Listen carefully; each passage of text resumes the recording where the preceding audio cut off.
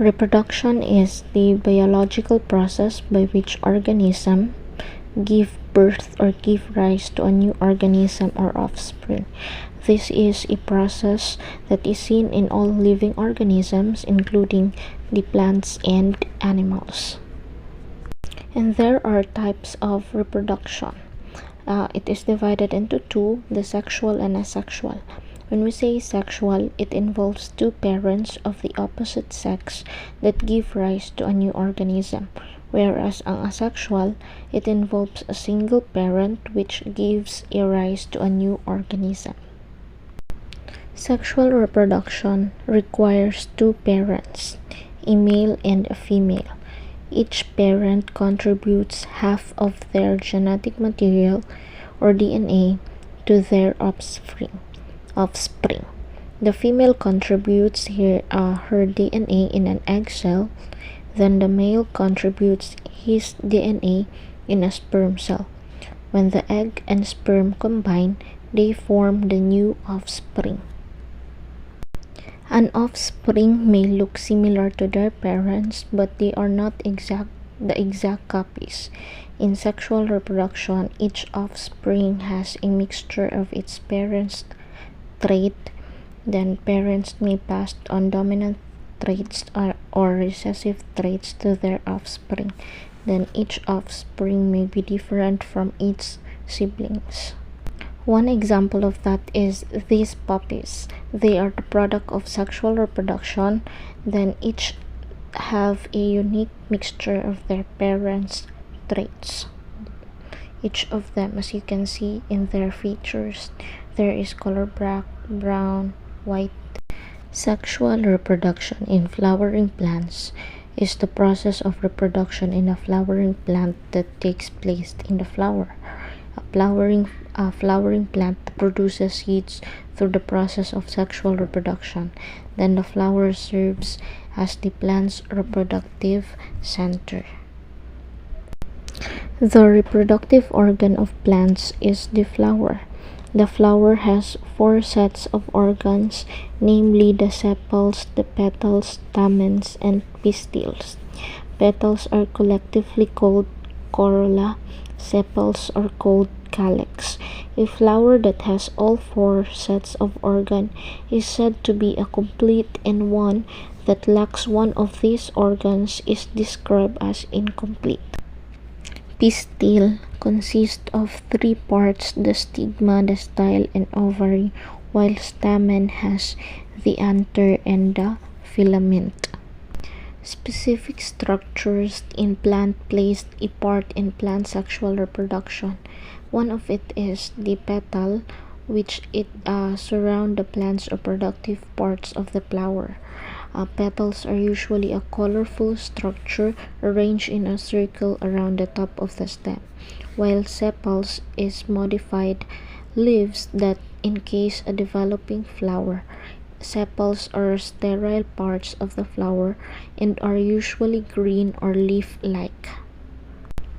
Stamen, on the other hand, is the male reproductive organ of a flower. The stamen consists of an anther and filament. A filament is a slender part of the stamen that supports the anther. The anther is responsible for producing pollen that contains sperm cells. The female reproductive organ of a flower, the pistil, consists of an ovary, stigma, and style. The stigma has an adhesive area that allows the pollen from the stamen to stick to the pistil. The style is a stalk structure between the ovary and the stigma. The ovary is responsible for producing the egg cells. The flower parts of plant function together in pollination and fertilization. The pollination is the movement of pollen from the male part of a plant to the female part of the plant, while fertilization is the process where the male reproductive material fertilizes the ovule that contains the female germ cell and that becomes a seed. The sexual reproduction in plants is pollination. Pollination is the transfer of pollen grains from the anther to the stigma of a flower. So if the transfer involves the same flower, it is termed as self-pollination, while if the transfer is from a flower of one plant to another plant, it is called a cross-pollination. Agents of pollinations are insects, wind, water, birds, and humans. The fertilization.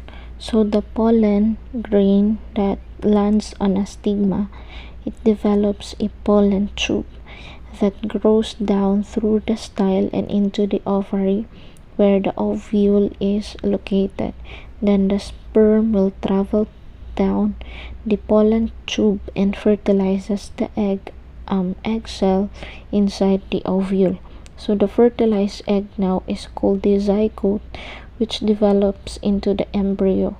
The ovule will become the seed, and the ovary swells up and ripens to form a fruit inside the seeds.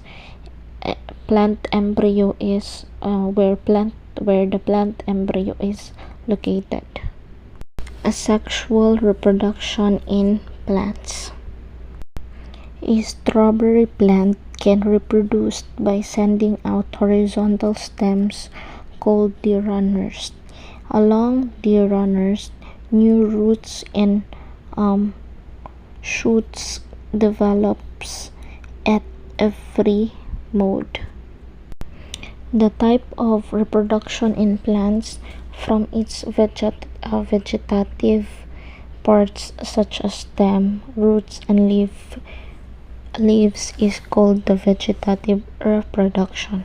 Example for this are new plant grow from the eyes of the potatoes, cloves of garlic bulbs, and runners of Bermuda grass, tubers of potatoes, and rhizome of ginger.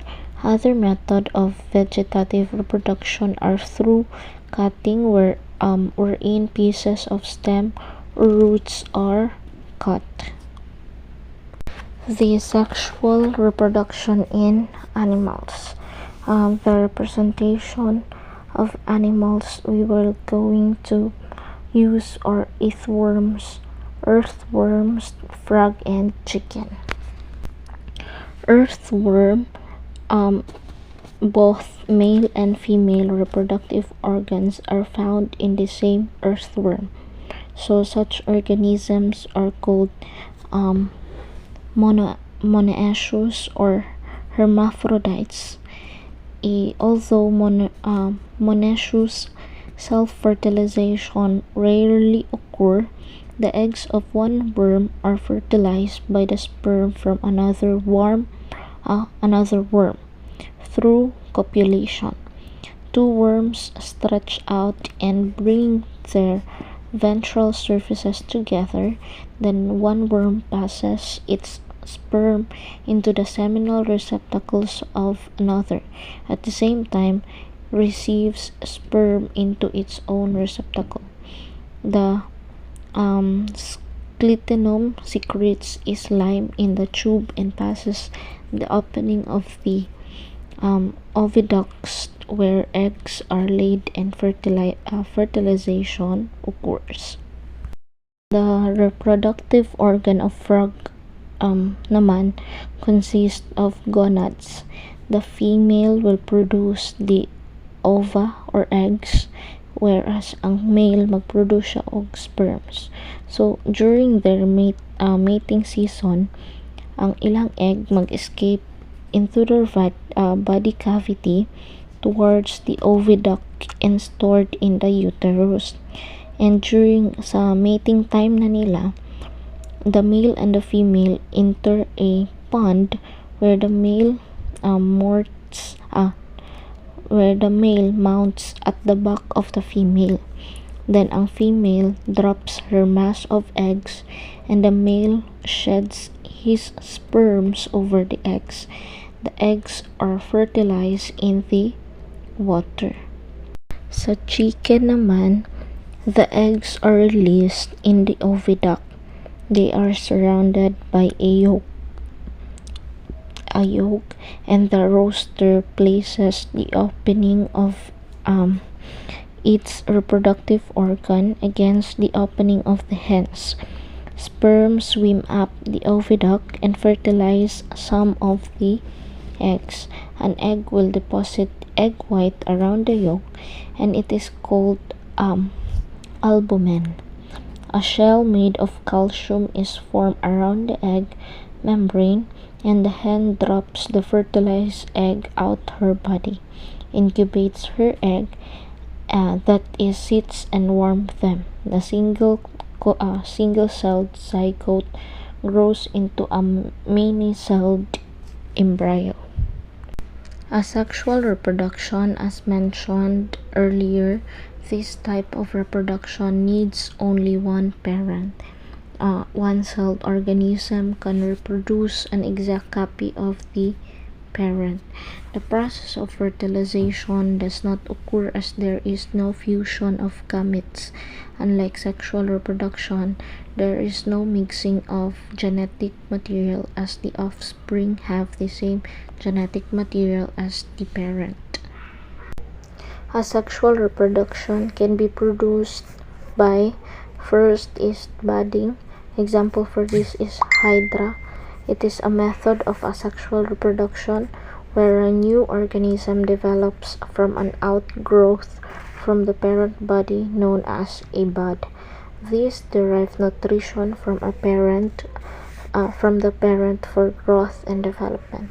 Once grown, the new organism detaches from the parent's body, and this process now is called budding. This type of reproduction can be seen in Hydra. So if you take a look at the picture in a second shown there, the budding, where the parent organism produce offspring by growing a replica in the form of an outgrowth called a bud. Nakita niyo dira ana siya ning tubo. Mao na siya gitawag na bud. Mutubo sa bisan asa na parte sa iyang lawas. Then after it has grown enough down, it will fall off and become an exact copy of its parent. So nahimo siyang duha ka copy, and that's what we call the budding. Second way of asexual reproduction is the binary fission. Example of these are mga bacteria and amoeba. In this type of reproduction, ang parent cell mag-divide siya into two equal parts that contains a nucleus. Each contains nucleus. These are called mga daughter cells. The daughter cells are genetically and physically similar to the parent cell. This type of asexual reproduction can be seen in organisms like amoeba and bacteria.